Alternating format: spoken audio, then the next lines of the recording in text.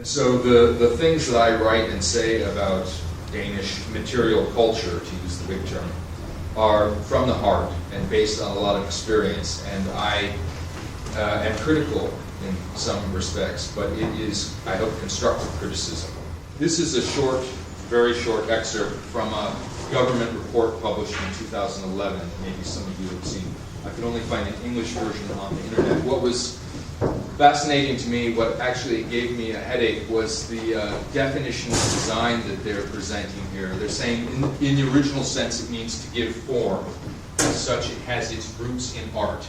But then they draw a distinction between design and art. In contrast to the artist, the designer is bound to address a specific need or function, because Danish design is based on some sort of identity. And the European project, which has many fine aspects and many important points and great motivations, is based largely on erasing individual national identity. EU is defining design as a tool for the realization of innovation. It is the activity of conceiving and developing a plan for a new or significantly improved product, so far so good, service or system. The government report concludes, in conclusion, design has come to mean more than giving form. It is increasingly becoming a strategic element in innovation processes in the private as well as in the public sector. And that's about as vague as you would expect from a government report. But the problem is that this fuzzy thinking makes it more and more difficult to talk about what design really is.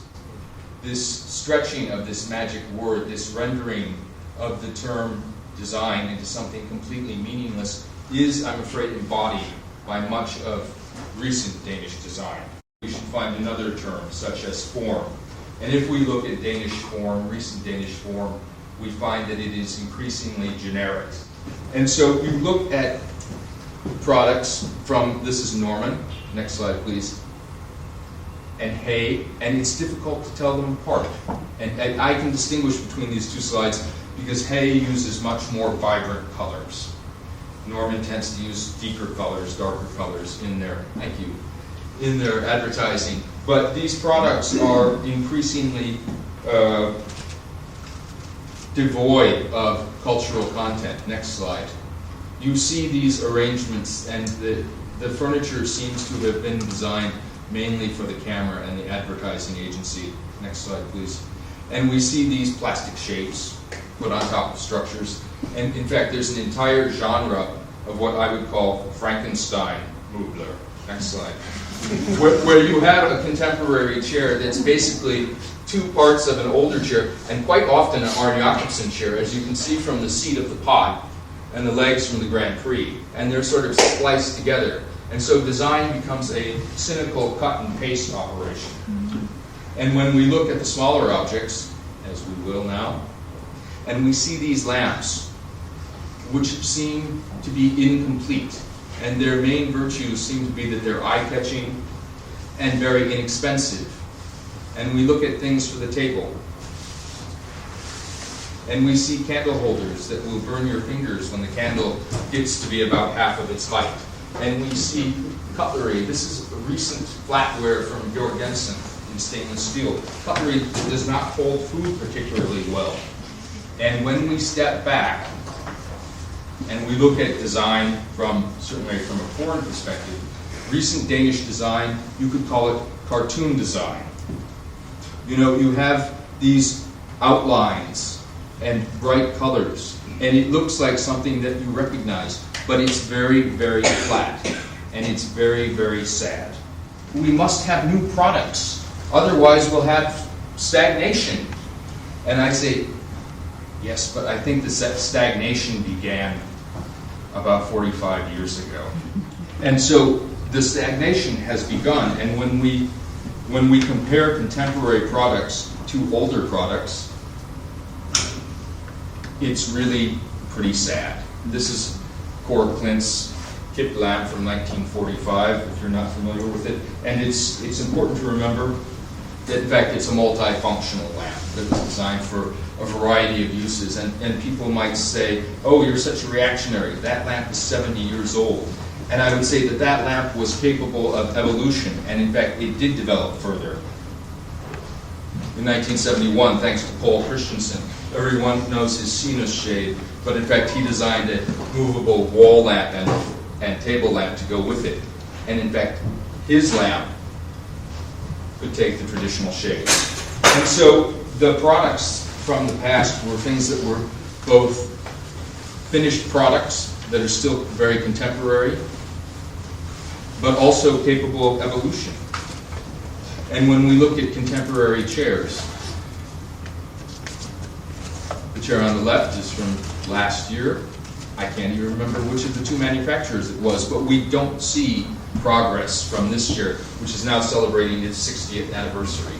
And when we look at this chair, it's important to remember that it was originally drawn as an armchair. It was an armchair, and that's why the shell is shaped the way it is. And I'm afraid that many, many people today are being educated to think of design as shapes on a piece of paper, rather than as integrated pieces of construction for people.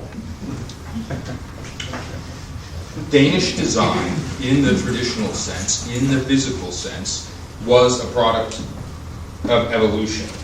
And when we look at design not as a series of forms, but as a series of tendencies that have evolved over time, and then we see products that are still in production today, including Wehner's CH33 cylinder, which is one of the great industrial products of the 20th century, and Christina Kjærholm's pillows, which are a result of her training with Vibeke Klint, who in fact was trained by Gerda Henning, who in fact was influenced by Ernestine Nuruk, Martin Nuruk's wife.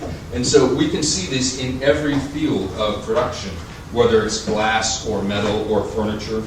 That is the essence of the Danish design tradition, the development from exclusive handicraft product to mass production and finally industrial design.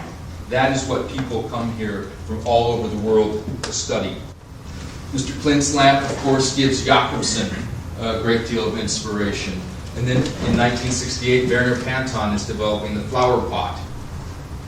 And so the saying that all design is redesign, that is a truism, that is something that is repeated constantly. But there is an essence of truth in it.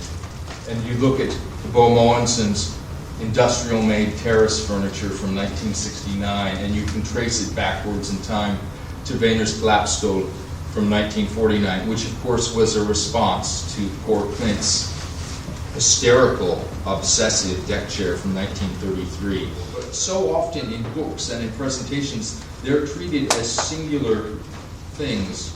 In fact, there's a book out recently about design icons. I don't know what that means. I think that's a sort of nostalgic, formalistic, stylistic way of looking at things. We should look at the way that things have developed over time as a result of culture and in relation to each other.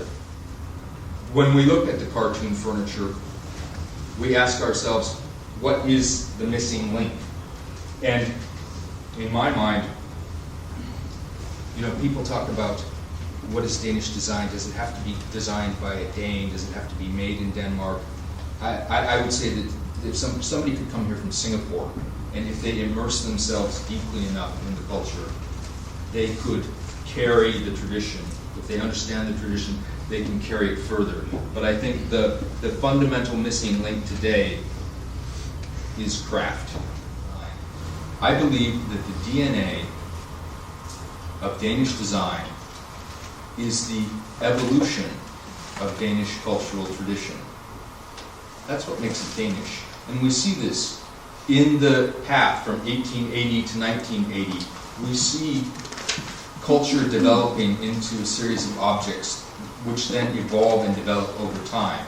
Because the people in the teens, in the 1920s, and even through the early 60s, they didn't look at tradition as a straitjacket. They looked at it as an inheritance and as a treasure and as a living thing that could be developed into the future. And the foundation of Danish design is craft, is handwerk.